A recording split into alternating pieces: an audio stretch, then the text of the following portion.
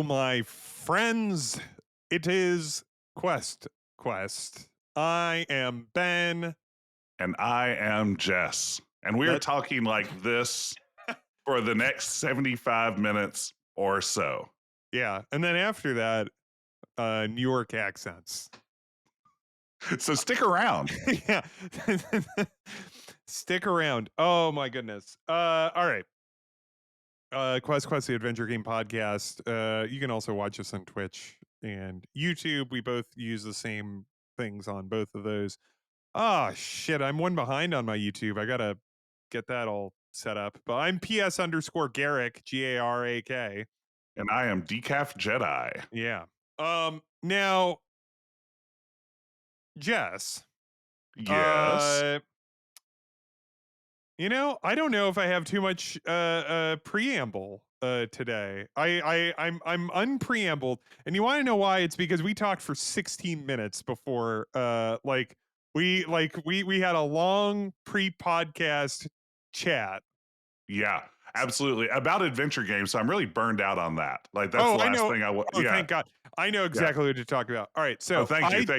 I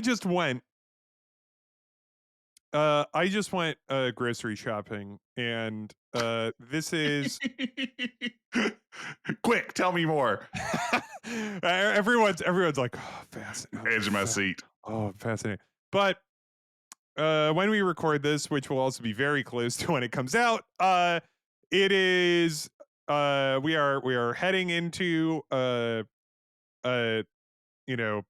Lent, Easter season. They have out at the grocery store all the Easter candy, and Easter candy is my favorite candy season. Oh no. Ben, So, yeah. let me ask you. Yeah. Is this leading to a Cadbury egg story? No.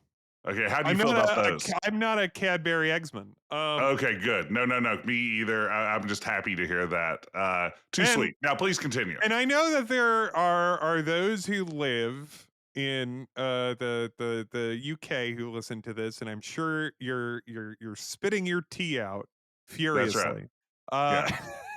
Well, they're made with real eggs, so it's really a different product. Yeah. Yeah. And here we don't even have eggs. We can't afford eggs here. We have to use chocolate, which is cheaper somehow. But I'm sure that a Cadbury egg is probably better in the UK, because in general the quality of chocolate, like the chocolate that you'll find at a grocery store, is just poor. I'm sure if you go to a Tesco, you'll find the best Cadbury egg you've ever had in your entire life. I don't know. If you just hop in your lorry, you head down to the Tesco. Yeah, no, absolutely. So tell me about this Easter candy. So, well, yeah, I was going to say, now, are you an Easter candy? Like, do you love Easter candy? Because I love Easter candy, specifically one type. Okay. I have a top two. I have a top two here. You have a top two. Let's hear you have a top three. Top two with a third that's a little bit like on the bubble. I have one thing that I like that I buy a bunch of different brands of. Okay, I like this. Maybe my favorite candy of all candies year round. I love a good jelly bean. Yeah, I am a jelly bean guy. Is that where you're at too? Yeah, I love a tart, sweet jelly bean that has like strong. I love the sour jelly beans specifically. Have you had the Jolly Rancher brand jelly beans? Those are pretty good. They're not bad for a cheap one. Yeah. So my favorite, and I have not been able to find these on the shelves. I loved the Smucker's sour. With a name like Smucker's. Here's the thing. There's so many things with stupid names these days that, like, what was it, in the 80s? When did they say with a name like Smucker's, it's got to be good? Like, I think 80s, yeah. Like, Smucker's to me, and maybe it's just because Smucker's has just been a thing that's existed my whole life. I've never looked askance Yeah. at Smuckers and been like, "Ooh, Smuckers, what a strange." I mean, now that I've said it like Yeah. 10 times in a sentence, now I'm starting to be like, Yeah. "Ooh, it's a little weird." Do you think But they missed out on a partnership at some point with Fuddruckers? Smuckers Fuddruckers? Yeah, like the Smuckers burger at Fuddruckers. Oh, yeah, it's a burger filled with raspberry jam. Yeah, it's a Monte Cristo burger at that point. No, it's delicious. No, so jelly beans, absolutely. I'm a Yeah. jelly bean lover. So I was eating Sour Patch jelly beans. They didn't have a bag of the Great Nerds jelly beans, which are Ooh, amazing. They didn't, but those are good. ooh. Those are my favorite. And what else? Oh, I they had a trolley, the sour worms Mm-hmm. people. They have a sour jelly bean. So Oh, I bought those and I've just been munching on those. I have no self-control when it comes to jelly beans. I will eat a whole bag. here's the thing, Ben. I One feel jelly bean, sick. one jelly bean is nothing. So, like, if you add 0 plus 0 plus 0 hundreds of times, that's Yeah. still zero. Like, Yeah. there, yeah. I mean, you can always have one more jelly bean. Right. What I used to love to get, and now this is out of reach to me. I don't know Mhm. if you've ever seen these before, but Jelly Belly, the gourmet jelly Uh-huh. bean, produces a line of what's called Jelly Belly belly flops. Have you ever seen these? Yeah, yeah, I've seen They're the those. irregular jelly beans Right. that are poorly shaped or wrong colored or things like that. I used to pick those up at Big Lots, but now in this economy, Big Wow. Lots has gone out of business. I mean, it's Now it's a small fuse. that's exactly right. That's they've had to tighten their belts. Okay, so jelly beans are my number one. What else is on your favorite Easter No, that's candy? it. That's it. Oh, that's Jelly it. beans. That's it. Okay. I still have in my kitchen cabinet like Mhm. chocolate Easter candy that my mom sent me like Oh man, 5 years ago. I I don't need chocolate. I like chocolate I like it. Don't in need it. but yeah, exactly. I like chocolate in like a pancake. Yeah. I like chocolate with something. Mhm, Chocolate by itself has to be very good. And mhm, even then, it's just not where I'm gonna reach. mhm. Ben, should I be worried about how this podcast is likely to go by the fact that when you said pancake, my brain paused for a minute and imagined you like baking a cake in a pan somehow, and I like forgot that pancakes was just a compound word that exists. Like I feel like It's that's just that a bodes normal poorly. thing that many people have for a treat breakfast. Uh, Yes. It confused me upon you saying it as if I'd never heard of this strange concept uh-huh, before. You uh-huh. see, here are my other two favorites Yeah, what are the personally. other And 2? here's the problem with these. Both of these, This better I'm not be a pretty good at keep. not making myself sick on jelly beans, Okay, but not me. these other two I absolutely will make myself sick on. Right. I love a Jordan almond. Jordan almonds are pretty good. I like a Jordan almond, but here's the thing: a candy shell doesn't mean you're not still eating almonds. I think is what I always forget. It's like the same way I wouldn't eat 40 almonds in a Right. sitting. I shouldn't eat 40 almonds just because they're surrounded by a delicious pastel candy shell. At It's the too many almonds. At the grocery store, they did have limoncello Jordan almonds, and Oh almost man. I Oh. almost bought them because I was just like, Mhm. Yeah, but irresistible to me. I love a yeah, Jordan almond. And I also remember in my childhood, my mom constantly saying, "You're going to choke on those Jordan almonds. They're too big. You need to chew them." Or I'm like, "I don't have time, mom. I've got to get just these Jordan almonds swallow in them me." like That's right. pills. Yeah, like big old horse pills. Yeah, yeah. And my other one that I've also made myself sick on. Probably every at least American child has made themselves sick on this at some point in their lives. Peeps. I like a good marshmallow peep. Okay. See, I don't know. No, no go on No, peeps. no go on Peeps. I kind of like peeps. Like, Marshmallow again is not something that is ever the star of the show for me. gotcha. Marshmallow, like I love a Rice Krispie treat. Oh yes, but that's a Uh, Rice Krispie treat with marshmallows as a binding substance. That's marshmallows aren't the star there. yeah, they're You're right. the star. They're the they're the co-star. Yeah. Um, uh, because you have a little bit of savory in there, and you have this Mm-hmm. great texture. Like, Yes. I mean, and Peeps have a texture. It's just the only joy I get out of Peeps is microwaving them because that's fun. Oh, yeah, that's kind of fun. Let me tell you what kind of sicko I am. You know when you open like a little sleeve of Peeps, and A maybe Peep you sleeve? like, yeah, Peepy sleeve. You open it and you eat one of the Peeps, and Uh-huh. maybe you're like, I only need one Peep right now, and maybe you kind of like fold back the sleeve a little bit with the plan to come back to the Peeps later. Yeah. I kind of like the Peeps after they get a little bit stale from I being think I've exposed heard to this. air. I think you're on. I think that is a common Is feeling. it? Okay, because I I felt think like I've a heard complete other sicko. people say that. I like Well, when they get a little crispy around the edges. what I like with a jelly bean though is, or I loved. Are you a Sour Patch Kids, like just Yeah, a I like normal? sour I candies. love Yeah. Sour Patch Kids. I'll Mhm.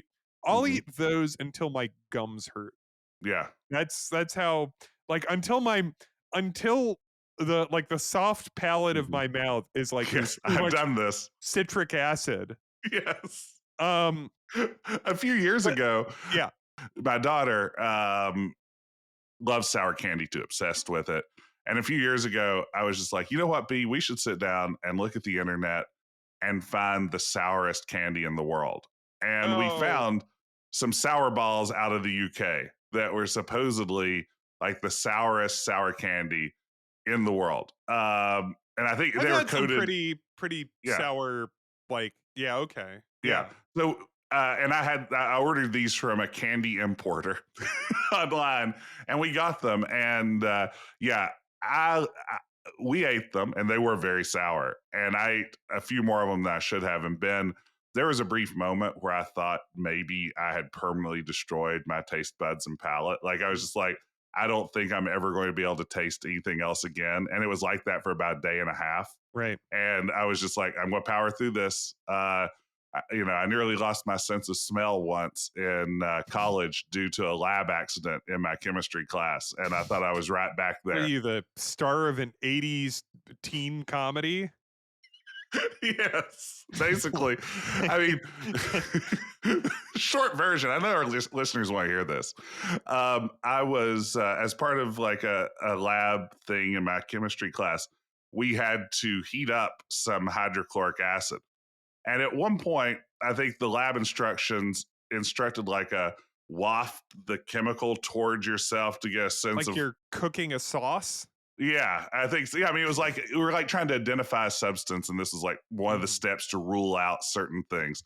So, Poison. when it says waft it towards you gently, I stuck it up to my face and like, Oh, and it turns out when you inhale oh, a bunch of hydrochloric acid steam, that it oh, really damages your nose. oh, And I thought I was just never going to be oh, able to smell anything again for a few weeks. And I didn't tell anyone because I was embarrassed. So yeah, yeah, I was just going to power through the rest of my life, right. like like It's Dewey weird to Cox and lose your walk hard smell. with no sense of smell. It's weird. It's a very, I lost my smell Mhm, the first time I got COVID. And I, thankfully it was just mhm. a week where it was And Zoop particularly. restored it, right? And Zoop, yeah, listen, this is that, as we know, most of the listeners are not our Twitch viewers.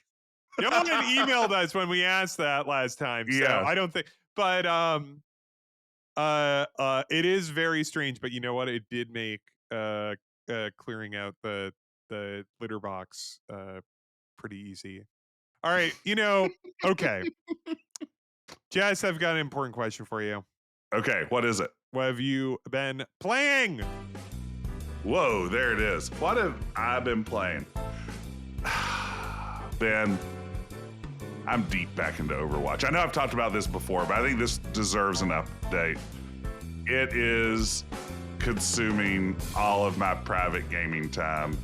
I am back in it. I bought the Battle Pass. Ben, I bought the Battle Pass. I am back in like ranked matches. And let me tell you, I've climbed out of bronze and all the way up to mid gold, which is, a real accomplishment for me. I don't know if our listeners are impressed by that, but I'm really honing my skills. I feel like I'm growing into a more complete Overwatch player. And if I could just dedicate 30 to 40 hours a week to it at this stage, I feel like I could really excel. Now, I know a lot of people are thinking, Jess, why don't you play Marvel Rivals? And the answer is, it's too chaotic. It's a little too chaotic. I like the It's because controls. you stand with the people that were unceremoniously laid off, even though they created a hit. Yeah, and the estate of Jack Kirby, who never saw the kinds of royalties from Marvel that he should have. Kirby. I stand with Jack King Kirby. I stand with all the creators who worked so hard on these properties and didn't get to share in the great success they've enjoyed ever since. That's right. And I hear that everyone that worked, I don't know anything about the development of Overwatch. I don't know. Couldn't tell you. Yeah, but we know Blizzard treats people right. That's one thing we can be sure of. Like the ending of that episode of The Simpsons, where after being the Hollywood film producer, after having been thoroughly scammed by the Springfield government, goes back to Hollywood. And this is a joke that I totally did not get. Yeah.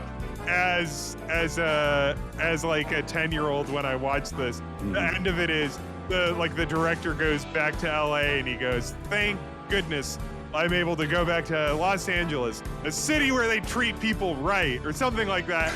And now as an adult, I'm like, oh, this is such a, this is a bunch of people that live in LA, flipping the bird at themselves. Yes. And at their bosses, essentially.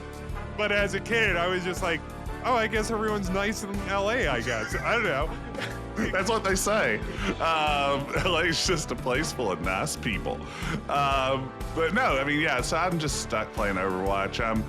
I'm learning a new hero. She's a girl who grew up on Mars and now has returned to Earth, and she floats around and looks like a 1950s sci-fi girl and shoots people with her little pew-pew laser gun to heal them. It's a whole thing. I'm stuck in it, Ben. I can't get out. And that'll be the only game I ever play again. This segment will now just be Jess's Overwatch update. So I ask you, what are you playing? Hopefully it is a game about Overwatch.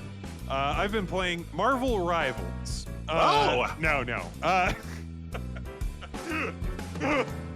I started playing the game Etrian Odyssey 2. I have heard of this, but know nothing about it. So, okay. Etrian Odyssey, did you ever play any of the Wizardry games? No, I don't think I have. Okay. So, Etrian Odyssey,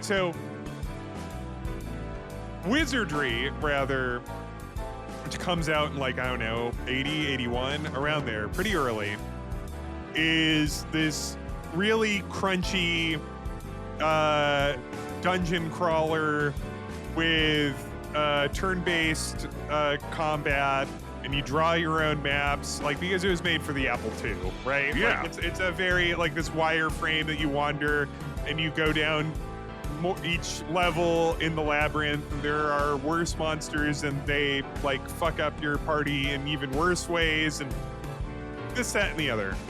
And it was a big hit here and a massive hit in Japan, to the point where there's a series Etrian Odyssey, which is essentially a what if we made a game that's like Wizardry 1 through 3. Okay.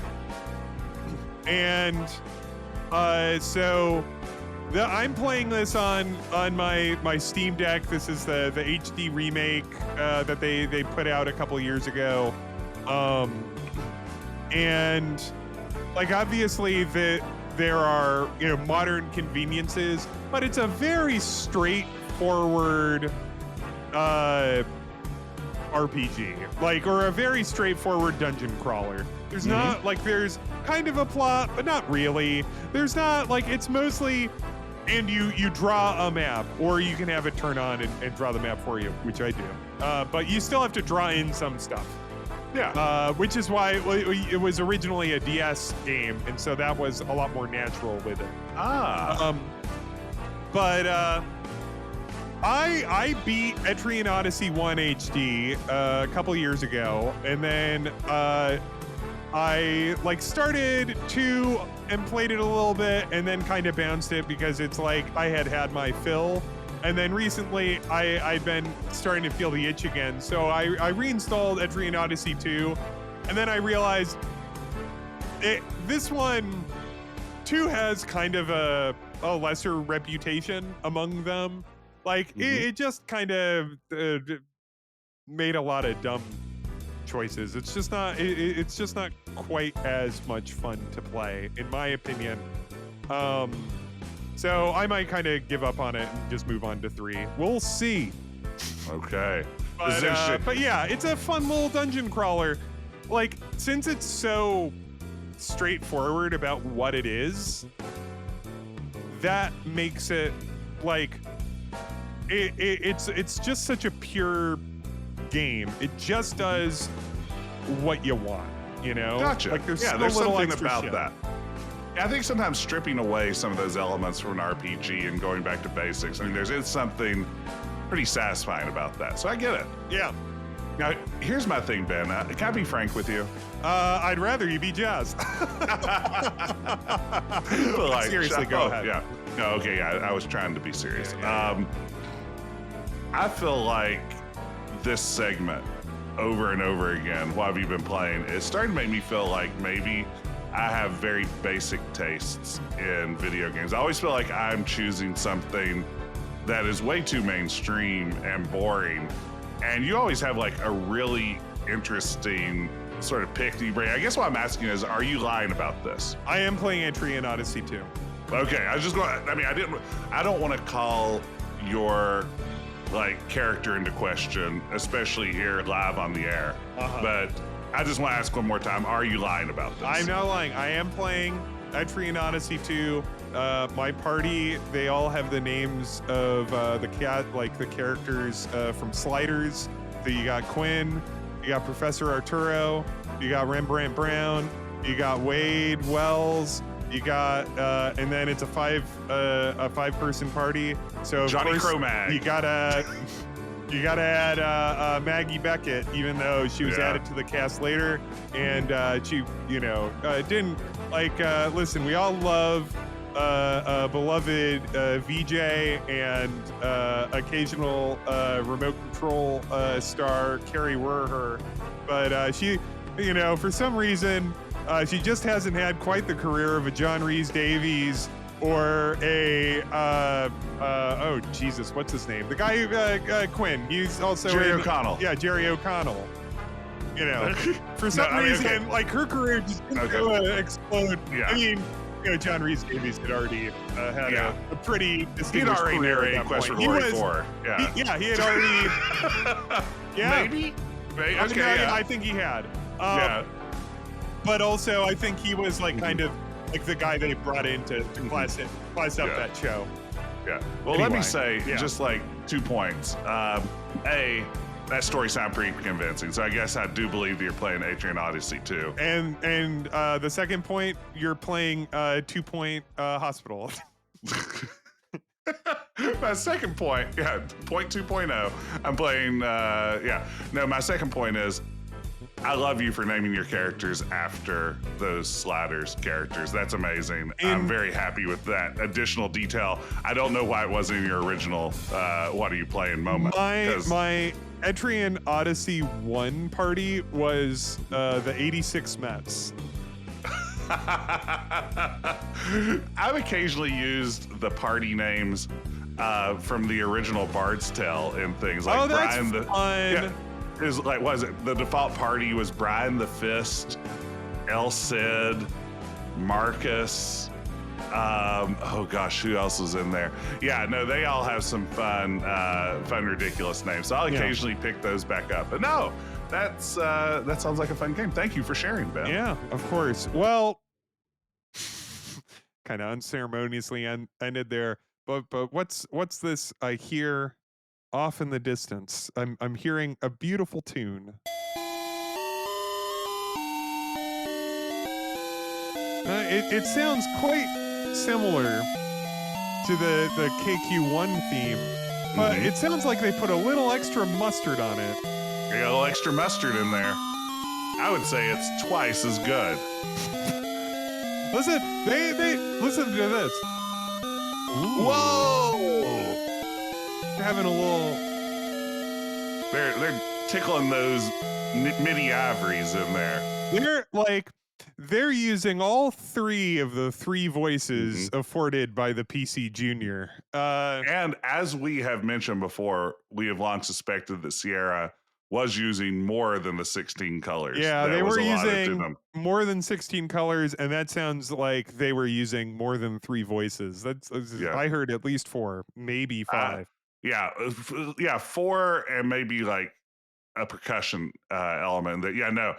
Once again, I think Sierra is just not playing by the rules here. But what they are playing is the game King's Quest II, Romancing the Throne. That's what we're talking about today. And Ben, I think the question that I want to tackle as we talk about this is one of the things I find most interesting about King's Quest II is thinking in terms of how it attempted to build on what we saw in the first King's Quest, the kinds of efforts to expand this world, expand the puzzle design, the story. I think it's fascinating that they're essentially built on, the more or less exact same technological base, but I feel like King's Quest II pushes this a little bit further with more varied environments, certainly a more elaborate story in a lot of ways. And I think that comparison to me, especially when we're just a few episodes out from having just talked about King's Quest One. I mean, what are your just like initial off the cuff impressions of King's Quest? Where does this game fit into your Sierra fandom? So first off, to provide a little in my preparation for this, I played the AGI King's Quest to get the the first key. So I played it up to there. And I've beaten it in the past. But just to kind of freshen my memory. And then I went and I'll want to discuss this because it's a very interesting game. I went and played like last time I revisited the AGS or AGD rather remake of King's Quest 2, which is they took the bones of King's Quest 2 and made essentially a completely different game. They also took the throne of King's Quest 2 and made stones out of it. Yeah, it's now no longer King's Quest 2 Romancing the Throne. It is Romancing the Stones. Which is worse because that's what essentially King's Quest 2 Romancing the Throne was already a takeoff on, was Romancing the Stone, the 1980s action comedy movie. It's almost like you took a parody and you normal-al'd it back to where it began. So, where am I on King's Quest 2? This is I know King's Quest 2, and I'm absolutely sure we're going to talk about this. And you, sir, know King's Quest 2. I know it holds a very special place in your heart. King's Quest 2 is not my guy. It is not one that I necessarily connected with. And it's an interesting middle child between King's Quest 3, which obviously we'll talk about it, which is very experimental and very does a lot to kind of bend and break rules that had been established by these previous two games, and a much more straightforward adventure. And when I say adventure, is like I said on that podcast, adventure like Mm-hmm. Colossal Cave, King's Quest 1, where it's like you have to get these treasures. So it's like two, there it has a lot of the feel of the first game. And I don't believe that this was I don't believe 2 was something ordered by IBM. I think this was their own, so they didn't have any requests from IBM on what they were doing. I don't Mm-hmm. think so. I don't think I believe so. you're right about that. I believe you're correct. But so this is it's also uh linear, which one isn't. Yes, One very linear yeah. with the structure of the 3 magical doors you have to open. I mean, each of them has a clue to where the key is. There is Or only that order through which to proceed through the game. or for someone that's not who's listening to this that isn't familiar with King's Quest 2, what is it? What's it about? What's the game? It's a video game. Okay, great. It's a Thanks. 1985 sequel to King's Quest One. Again, designed by the great Roberta Williams, and this time around, Graham, who's become a king upon the mysterious death, possible assassination of King Edward. He is now king of Daventry, but he's sad because he does not have a girlfriend. Yeah, I made a note here in my notes when I was playing it, which is King's Quest 2 is about how a wife will fix Graham instead of finding out and solving his problems within himself. Yes, So King's Quest 2 is toxic yeah, masculinity, and I'm that's right. pointing a finger at Roberta Williams for propagating such harmful Yeah. tropes. A man will ride a golden tuna through a purple ocean instead of going to therapy. Absolutely. Yeah. I mean, this is, yeah, no, I mean, yeah, Graham needs a lady. The magic mirror shows him a girl in the tower. I have And, a clip from the fully voiced oh, AGD game about like from the opening cutscene about how lonely Graham is. Would you like to hear it? I would love to. Okay, here we go. Perhaps my lord is feeling that certain rooms in his castle are somewhat sparsely filled. The throne room, for example. The sex and other room rooms also. that serve but a single soul, like your dining room and your bed chambers. Oh.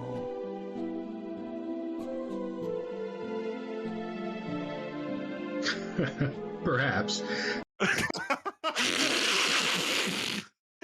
That's Josh Mandel again doing King Graham, correct? That is, they got Josh back, and like unlike in King's Quest 1 where Graham has like I think like 3 lines, like he actually gets to talk in Yeah. this one. So it was, you get a lot of Josh. And I just heard that and I was like, I gotta grab That's this really good. clip That's of really good. his like, his whatever, his royal advisor being like, King Graham, I could tell you have not been getting any. Yes. My lord seems most horny. Yeah. No, it's and I mean, yeah, he goes off to the land of Kalima. Is that how it's pronounced in the talkie version? Do you know? Well, I have a clip, but we'll get to it where Okay. they say it. So he heads off in search of true love, and along the way, encounters, I would argue, even more of a mishmash of like fairy tale and general fantasy and horror characters than the first game. I mean, this You have Little Red Riding Hood, you have Dracula, you have an evil witch, you have a Christian church. yeah, I mean, this is important. It's in this game that Jesus Christ joins the King's Quest cinematic universe. And I think that's very exciting. Actually, King's Quest is canon to the Bible. Where what literally the book they invented canon for. So yeah, that's important to note. But yeah, I mean, and yeah, you have a genie, you have a Pegasus, you have King Neptune. King Neptune himself. I mean, this one is all over the place. Yeah, I like that you described it as a middle child because it really does seem like an awkward like step between King's Quest 1, which is sort of establishing this formula, and then King's Quest 3, like you said, that really is expanding on it, bending it, breaking it, and everything else. And King's Quest 2 just feels a little odd between those two. I mean, it definitely, I mean, visually, big step beyond King's Quest 1, even though it's using the same engine. And you have to, in order to get to this place where this beautiful gal is, this beautiful orange lady, you have to go through you have to unlock what, 3 doors? Yes. And I have a clip. This is I mean, I grabbed these clips a week ago, so I actually don't remember what this is, but this is a clip about the door. Maybe this will explain everything, or not. I am the door of destiny. I am sought out by many, found by few, and opened by none so far. For indeed, only once can I be opened. I couldn't make out any of that. It sounds like an impressive magic door. I mean, in the original, Graham just walks up and reads an inscription. I mean, it's not. Yeah, they give this door a face in the AGD version. I hate doors with faces. Oh, I love a good face on a door. I'm worried that a door with a face is going to eat me. No, it's gonna talk to you and be like, "Give me 3 rocks." Like, you know, the doors. Show you your that'll take you to your future wife. Yeah. Like, you know, the doors at the end of Super Mario 2 levels that are like hawk heads or something, like open up and then like and then you run. Like you've just killed Birdo for the 7th time, and this thing's like. Yeah. I don't like those doors either. I love those doors. They're my favorite type of door. Why do you like face doors so much? Well, you know, I just, one of the things we were talking about before starting the podcast was, as of today, as of this recording, I am now a homeowner, and I am going to replace all of the doors in my brand new home with face doors that open up like and make a sound when you walk into them. That feels like such a waste of money. Like what we did here was get bubble doors like from Metroid that you just shoot with your gun. And I mean, yeah, those. Well, that's because you have all the specific different rays. Like that's because you've gone into all the nooks and crannies and found the ice ray and all that other shit. I'm fully upgraded. Yeah, you're fully upgraded. I'm not going to map the fucking what is it, the Zeebs or whatever. Yeah. I mean, at the end of the day, the good news is if you get through my house fast enough, at the end you can see me in a swimsuit. Ooh.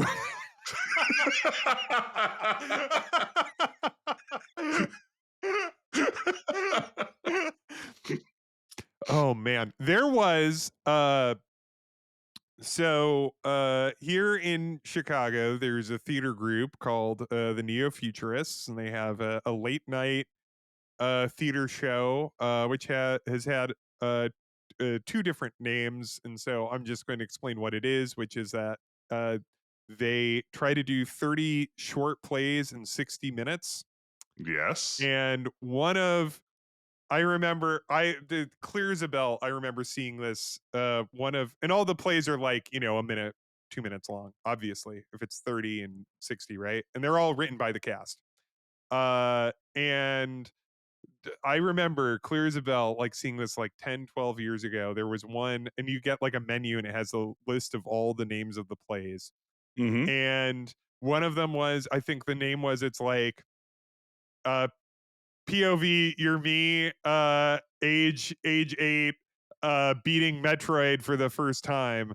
And so the play begins, and one of the women on the cast takes off a helmet and shakes her hair, and the guy who wrote the play goes, "Oh my God, it's a woman! It's a woman!" And then like he just goes up to people in the audience. It's like, "Oh my God, it's a girl! It's a girl! I can't believe it! It's a girl!" Spoiler alert for Metroid, for everybody listening out there. I think he had a strobe light on. That's amazing. That's amazing. I still think about this. I would pay to see that as a standalone, like 2-minute play or whatever. It was so great. Kurt, you did a good job. That's that was the guy that wrote it. Kurt, good job. I still think about it years later. Thank you for being a listener.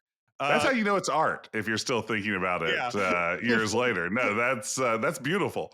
Just like I'm still thinking about King's Quest 2 all of these years later. I mean, you alluded to this earlier, and I think I've probably told this story on the podcast before. I know I've told it on my stream a million times, but this was King's Quest 2, the first adventure game I ever played. When my parents bought me my first computer, a Tandy 1000 EX, for Christmas 1986. One of the games that came bundled with it Extra xylophone. That's what it stands for, extra xylophone. It did have a MIDI xylophone attached to it, which was a peripheral that did not stick around. Yeah, it was like the Rob the Robot. Like it really was. Like 2 games, and then they're just like whatever. That's right. And I did play King's Quest 2 using xylophone controls. So that was one of the selling points. Yeah. I mean, the thing is, like, you spell out the commands, but you only have like A through G to work with. So it really limits what words you can spell. Ken Williams really believed that would be the future of game input. And Sierra lost a lot of money on investing in xylophone joystick technology. But then, like, you see Donkey Konga come along decades later, and it simplified it to 2 bongos, and now it works. It's like now it's the perfect control scheme. Donkey Konga. Did you have that? No, I didn't. We had it, and you want to know what? What? It's kind of fun. Yeah, I bet it was. But no, this was the first adventure game I played, and I absolutely fell in love with it. Like, for me, separating this game a little bit from just sort of my personal nostalgia for it, it's difficult because this game, I didn't know games like this existed at the time. I'd mostly played like Atari 2600 games up to this point, and arcade games. The idea of a world you can wander around, the ability to like save your progress and come back to it later, to interface with the world through a parser, to have to unravel these puzzles. All of that was just gameplay I didn't realize existed until I picked up King's Quest 2. And I just played it over and over again. Like, this is a game I just went back to. It was a world I loved to wander around and just enjoy. Looking back, there are parts of this game that felt absolutely magical to me. I adore the scene where Graham hops on a seahorse and travels under the sea. Yeah, I mean, it looked amazingly cool. It's not very interactive, particularly. No, he just goes there and then he talks to King Neptune, and then like it's not particularly complicated to get the key from him. No, and the puzzle's like, gosh, what does Neptune want? I found this trident just lying on the beach. Yeah, it was just on the beach. It just he let go of it and watched up in a wave. I mean, that's a real problem if you're an undersea king. Like, anything you're not holding on to has the potential just to like wash away at all times. He's given away a lot of keys to people that just bring whatever he's lost back. Yeah, I mean, it's like, oh, I lost my crown today. Oh, there goes my trident. There goes my like seaweed loincloth or whatever else has disappeared. Yeah. This, like, to me, that was the most beautiful scene that, like, I copied it later when I created a little game down the road called Late Last Night. I was like, I want a undersea, King Neptune-y sort of scene in my own game because how much I love this. But, I mean, this game is all over the place. It's, it's still got the weird treasure hunt mechanics from the first game. Only here, it's just a bunch of random jewelry strewn about that only exists to give you more points. It's not advancing the game in any way. A world with Little Red Riding Hood and the Big Bad Wolf. A world where it's hinted that possibly Grandma from Little Red Riding Hood is also hooking up with Count Dracula. Like, otherwise, how would his stuff get under her bed? Yeah, they keep that implication in the AGD remake. Good. Yeah, I mean, the fact that Dracula is there, I mean, all of it, it's odd. I don't know that it quite all gels it's such together. an interesting little mishmash. It's just, it's fascinating. You know, like it just they just were like, yeah, you know what, like, you know, Roberta Williams was just like, you know, Dracula's pretty cool, isn't he? Yeah. And it's like, yeah, sure. Why don't I make a giant castle for him? And when I say giant castle, I mean not only are there a lot of rooms, but every piece of furniture and doorway, and it looks like it is made for a 12-foot tall human. And that's just where Dracula will live. He will live in the castle of a giant. There's also, even though the island is pretty well deserted, like other than a Dracula, a witch, a monk, a sorcerer, and a couple other monsters. A dwarf. A dwarf. An antique shop owner. And then that's what I was going to say. And then an antique shop owner who doesn't even do you the courtesy of being open for like all day. The antique shop opens later in the game. And it's like, you know, like this isn't an original observation, but it's just like, you know, my man, you gotta move. Like, this just does not seem like a place where you could really make a lot of sales. But maybe the antiques that he has are of such high quality that people come and seek him out. Maybe so. I mean, he did have a genie lamp. Yeah, that's true. Who doesn't love a genie lamp?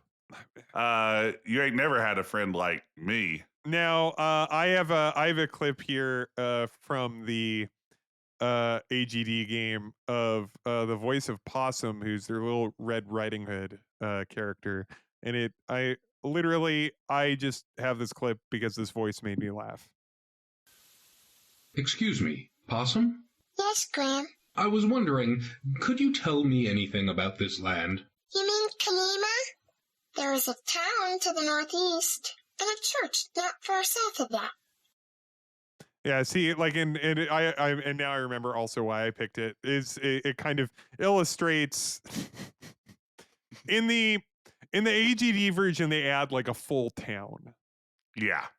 There is a town in it with like people that walk around and like a couple characters in it that you interact with, and so like it does, like, that's as I said, one of the things of the AGD version is that they try to take all of the various disparate parts of 2 and kind of weave it into a solid narrative, which is a very interesting exercise. Does it mostly work? Are they able to pull that? I haven't played that one. So, all right, Jess, I think you should play it. I should play it. Because here's what I'll do, Ben. I will play it next on my stream. All right, great. I think you'll have here's the thing. I played that right when it came out. In whenever that was, 2005 or 6. And it was really exciting because it was a brand, like, it was this King's Quest game, and it was like the remake of King's Quest 1 was an interesting exercise to me. Like, you know, it was not something I was thrilled about. Like, it was just kind of like, yeah, I don't that neat, you know, like, I played it and I went, neat. Like, and you know, not to say, like, because there was a lot of love and hard effort into it. I'm not trying to put it down. But Ben just wasn't that impressed. No, I was just like, neat. And then this 2 comes out, and it is like they're trying to present it as this is a like a brand new like King's Quest, a reimagining of a classic.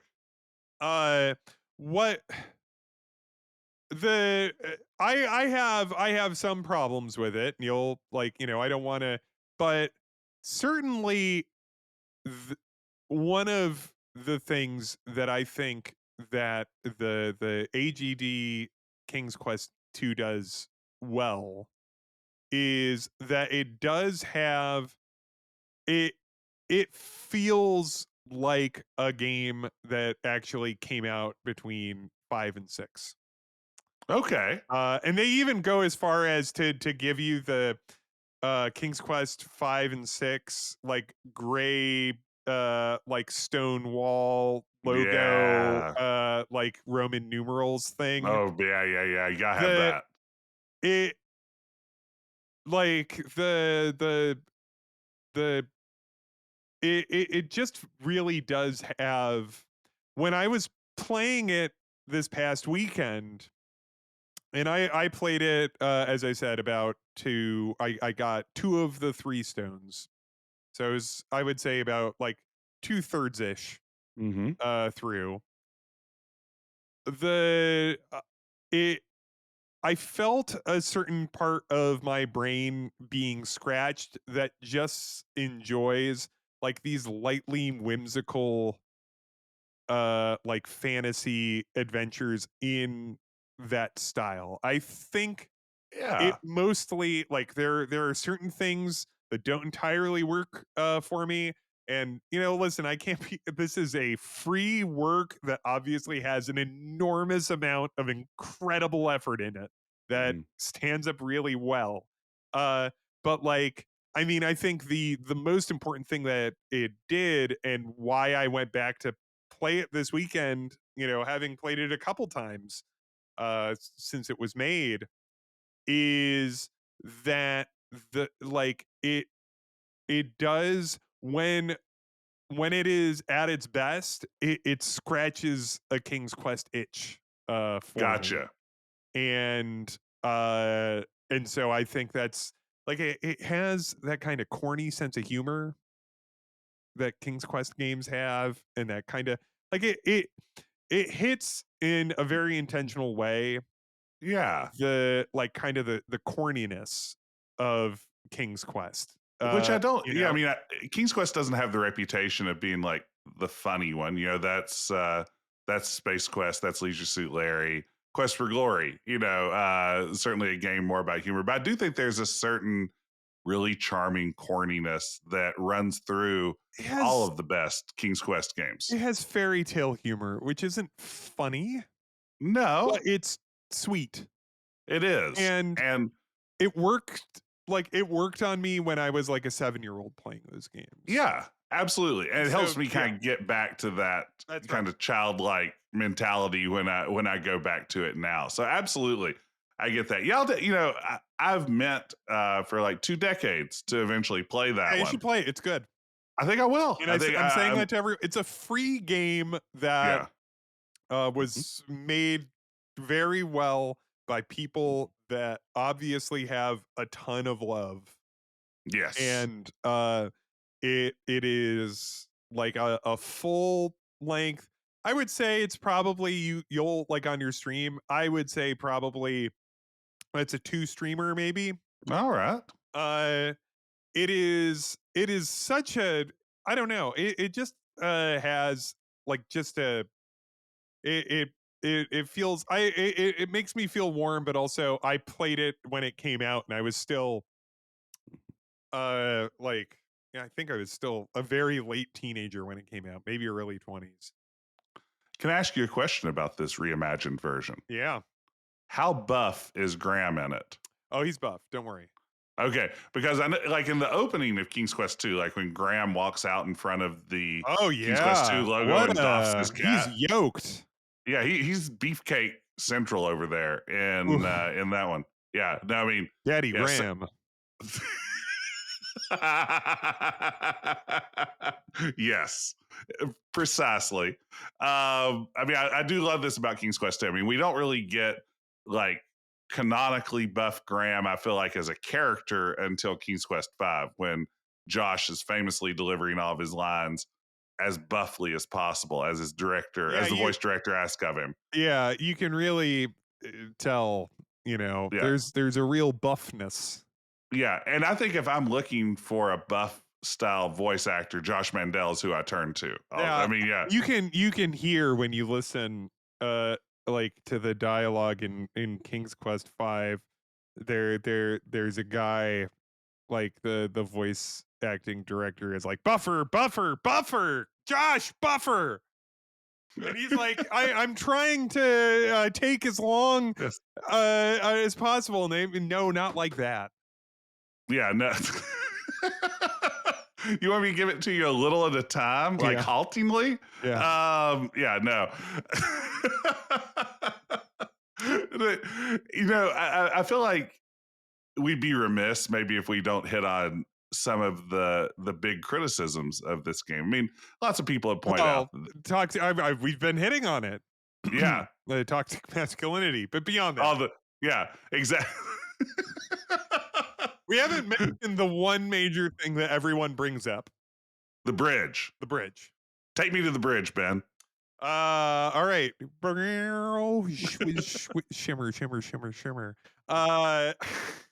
So in Kings, this is legendarily one of the most kind of asshole Sierra design decisions that everyone talks about, which is that in King's Quest 2, the doors that you have to unlock are across a gorge, and there is a rickety rope bridge that you have to cross in order to cross the gorge.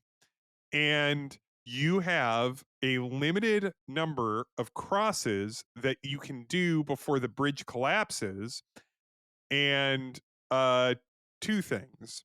One is that I don't believe, and Jesse, correct me if I'm wrong, I don't believe that the game actually indicates, other than like when you look at the bridge, it just says that's one rickety looking bridge, but it doesn't say you only have one cross left or anything. Right. It doesn't even give you like a pop-up message that says like, oh, be careful. I don't know how many times you can get across this one again. It just is that after the seventh, if you cross, it collapses on you, or it collapses after the seventh and you just can't cross. Which one? I can't remember. Can I tell you something that's a little weird? What? As much as I played this game as a kid, I never ever triggered That's the bridge crazy. collapse. I did that as a kid. Let me tell you why I didn't. I was so terrified of that bridge and terrified that I would fall from it. Like in a little kid, I find the idea of Graham falling off this bridge scary. That was just like, I am never crossing this bridge unless I absolutely have to. I'm not just strolling across it for fun. I'm like, this is only by necessity that I'm crossing this very scary bridge. So yeah, I think it actually, like as a young kid, like intimidated me a little bit. And the thing about the bridge crossings is, so you have 7, and that is exactly the number of times you can cross the bridge. Is that correct? Like you have, I think so. I don't think which is to say the number of story critical crosses, I think. I don't think you get an extra. So you have 3 keys. The first, so you cross the bridge to see the door for the first time, to read you the look clue at and get the clue. Then you cross it again. That's 2. Then you get the first key. So that's a cross. You unlock the door. You get the second inscription. Then you cross it again. That's 4. Then you get the third key, and you cross it a 5th time. And then you go into, all right, so actually you get 2 extras, right? Yeah. Okay. Maybe, yeah, but even then, it's not clearly indicated in any kind of way. You can easily, I suppose it's not a soft lock. It's a very hard lock in that you just straight up die. But if you haven't been saving your game. It's a soft lock if you crossed it and you have your stuck on second key. Yeah, that's right. Yeah, you could be way locked out of this before it. It is a bad choice. Like, I don't hate the idea of the collapsing bridge, but either it needs to be signposted better, or it needs to have a little bit more wiggle room, or I mean, it really feels like it punishes players who are exploring, or maybe you forgot what the clue was, didn't write it down, and want to go back and take another look at it just to make sure that you're, searching for the next step of this puzzle properly. That the idea that it would punish that so mercilessly is pretty unfortunate. So yeah, I mean, the bridge I think is probably the part of this game that gets Roberta Williams the most flack. Right, this is the thing that they even make fun of it in Freddy Farkas. One of the jokes I really like. Every time you cross the bridge, it's like, oh, yeah, you probably don't have too many more crosses of that. Like, yeah, no, I mean, it becomes sort of part of the Sierra lore, this rickety bridge. I think the other puzzle probably that gets a lot of attention is the poisonous snake that Graham encounters after he rides a flying carpet up to this like mountain overlooking the rest of Kalima. You encounter a snake who is blocking your path. You need to get past it to find one of these 3 keys to open the door. And at this point, when you've rubbed the genie's lamp, the first time you rub it, you are gifted a flying carpet to get up there. The second time you rub it, I believe you're given a sword with a snake on the hilt. And then finally, you're given a bridle, like for a horse. Oh, the bridle is, yeah. Yeah. And the solution to this puzzle to get past this snake, well, there are 2 solutions. It has multiple solutions. That's nice for an adventure game. One, you can kill it with the sword that has a snake on it, which is fine. I mean, Graham has a snake on it. It tells this is a snake sword. It's a snake sword. It's a classic snake sword. This is a sword to kill snakes. Yeah. Or possibly it's some sort of like cursed snake that's been turned into a sword. It's hard to say, but the snake seems like a clue. Snake. That's how I would take that hint to be. You kill it. I don't think it gives me points. You go on, you get your key, whatever. But the optimal solution is you enter into the parser, throw bridle on snake. Now, this isn't the last stupid bridal puzzle that King's Quest will have, but more on that later. Yeah, you throw bridle on snake, at which point it turns into a beautiful Pegasus. Did you figure this out as a child? Ben, I did figure this out as a child, but there's an asterisk beside my solution of this puzzle. Is there an obelix? No. Terrible. This is not an honest solution because I have a guess. Yes. Screenshot on the back of the box. Basically, yes. Not the back of the box in my case. I had an edition that had a gatefold cover, and on the inside of it, it showed this scene, and standing where the snake was a beautiful winged horse. And just based on that screenshot, I thought to myself, okay, clearly there's some way to make a horse appear on this screen.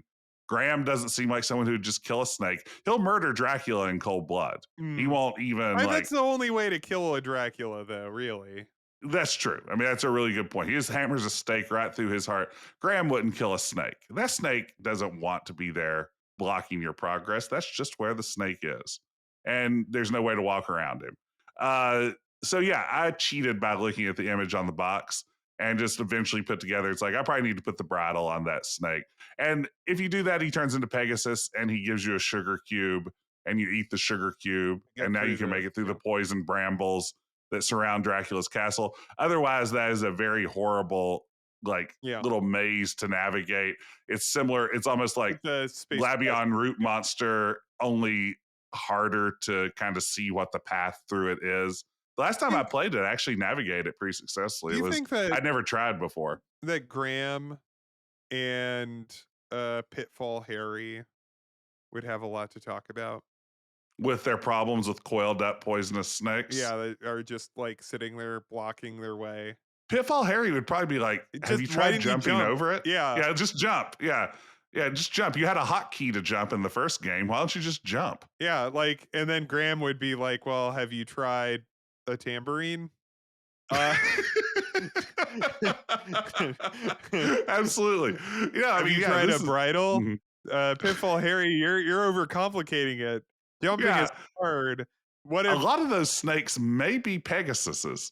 Yeah, the other day I was walking. I was wandering through the forest, and I saw a snake, and I was like, "That's a Pegasus. I'd know it anywhere." And I was kind of disappointed because I just really wanted to see a snake. If you throw a snake sword at a Pegasus, it turns it into a snake. It works the other way around. So on one side of the river, you have a snake sword.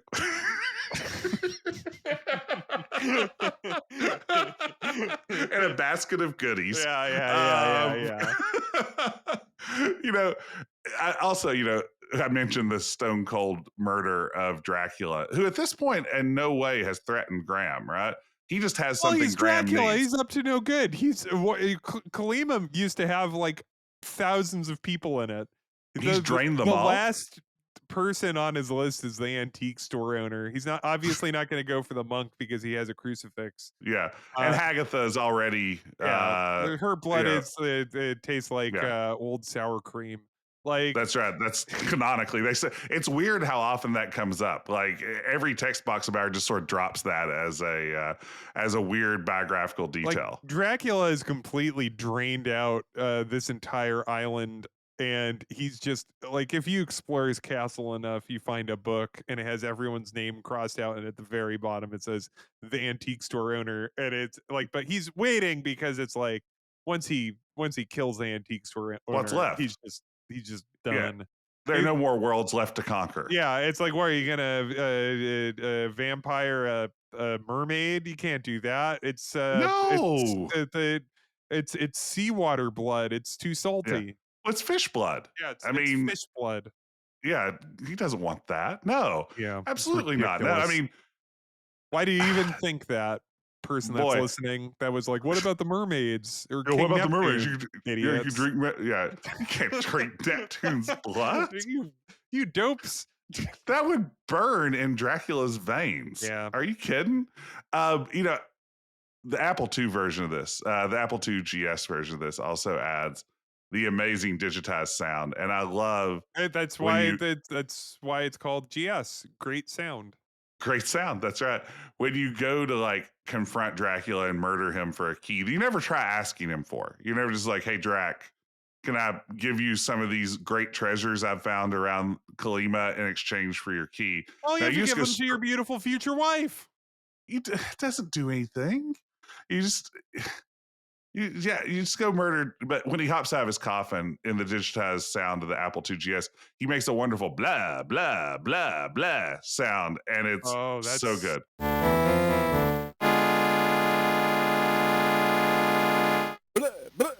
Blah, blah, blah, blah. And then like when he gets a hold of you, if he catches you, he drinks your blood. It makes this incredible slurping sound. It goes, oh my God. Computers are so cool.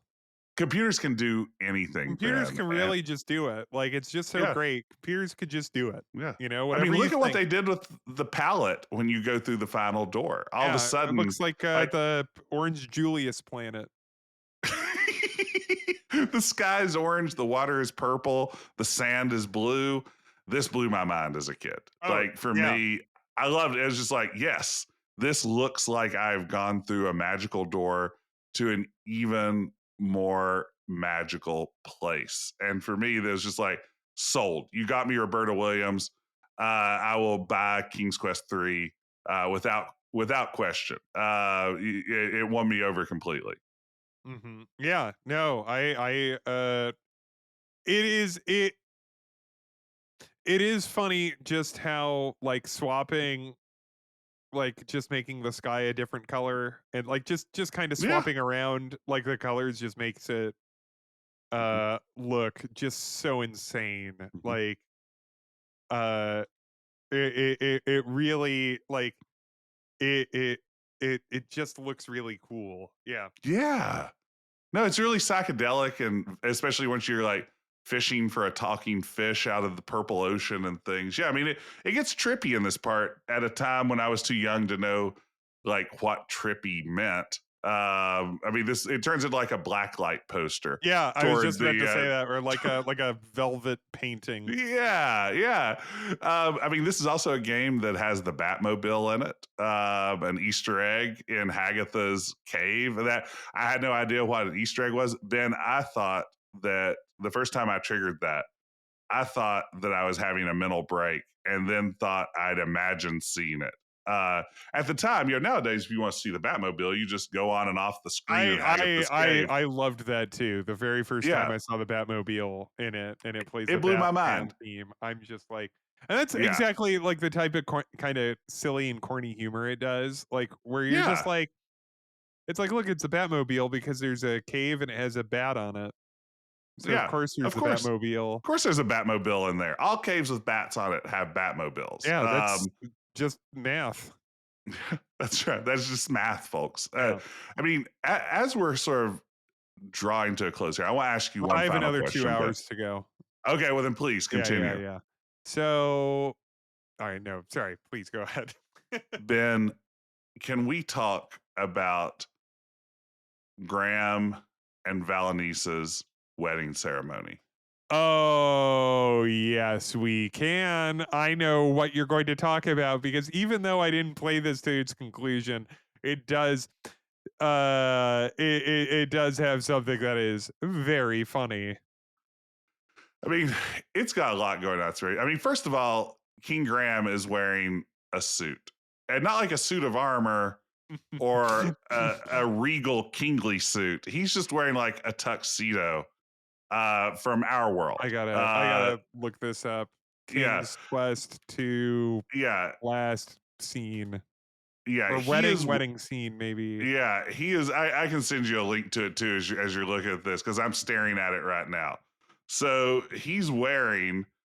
Oh, I got it. Okay, yeah. He's wearing just like a normal Earthican suit. And this is at the church. This is at the church, church, at the Christian church, where the there's Franciscan monk is. There's a huge cross right in the center. Yes. She's wearing sort of a white David's bridal gown, throw bridal gown on girl. And then in attendance, Ben, can you explain to me?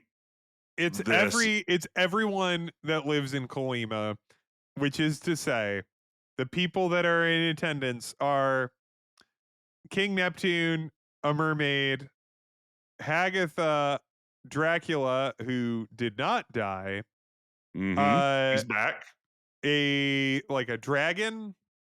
That's the dragon from King's Quest 1. Yeah, I was like, there's a shark. I missed the shark. Yeah. Then we have the enchanter and a dwarf. We have like an ogre who I believe is also from King's Quest 1. Is that correct? He's the giant up in the land of the clouds. Oh, that's right. Okay. We've got Little Red Riding Hood, Granny, and the wolf all in an aisle sitting together. And then I don't know, who are those people in the front row on the left? I don't know who they are. Well, I'm not sure who the woman is, unless that is the fairy from the first game. That's the fairy godmother from King's Quest 1. Maybe be like, that is King Edward beside her. That's King Edward? Which, I mean, he's got a crown on, he's got a white beard. I was like, oh, maybe that's Valenice's I think father that is there, but maybe. he would be standing, like he'd be like walking with her to give her away.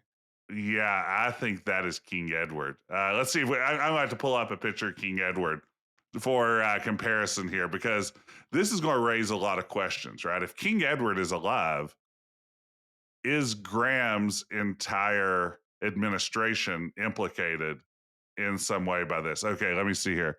No, I'm looking at a picture. Wait, that's on the Amiga. That's not canon. Let me get a picture of the true IBM PC Junior version. Now, now that I'm looking at it, Edward does have a white beard, but the crown isn't gold. And in King's Quest 1, the palette for his skin is a little bit different. So maybe you're right. Maybe that's supposed to be the mother and father of the bride. Do we know that Valanice is royalty? I think she's supposed to be. I don't know. I mean, I would hope so. Also, I just found out that the King's Quest 2 AGD came out in 2002. Wow. I Wow. found Googling around for this. Anyway. But this is a wild wedding scene. You know, a lot of these people are people who not long ago wanted Graham dead. Others themselves should be dead by this point. Yeah. It's a lot to process. Let's see. I just, yeah. And of course, this is a wedding in the eyes of God, specifically the Christian God in whose name they've just been married. So, yeah. All right. Any final thoughts on King's Quest 2? I feel like, you know, story-wise, puzzle-wise, it is a step forward past King's Quest 1. But this series, I feel like, isn't quite fully baked yet. I feel like it's in 3 and 4 that we really see this formula refined into something that that really guides the remainder of the series. But I do think that this one manages to do some things that, I mean, it's wildly ambitious compared to the game that came before it. And in that sense, I think does some pretty neat stuff. It's a gorgeous looking game. And yeah, for me as a kid, this is, you know, with no King's Quest 2, there's probably no Quest. And can you imagine living in a world like that? What a terrible world it would be. All right. What a terrible sliding doors scenario that would be. Yeah, imagine. Well, folks, you've done it again. This is been Quest, the Adventure Game Podcast. Thank you so much for listening. Please give us a 5-star review. It helps people find this podcast so they listen to it instead of all of those horrible podcasts that are melting people's brains. We're making astute points. We're making you smarter when you listen to this podcast. You leave enlightened. That's right. No beef brain for you. Yeah, absolutely no beef brain. You can also send us an email, and please do, because we want to hear this theme. You can send us an email at questquestpodcast@gmail.com. And yeah, so join us next week when we discuss the long scrapped but little played, or the long considered lost and little played but actually existent Soft Porn Adventure 2. So join us then. Farewell.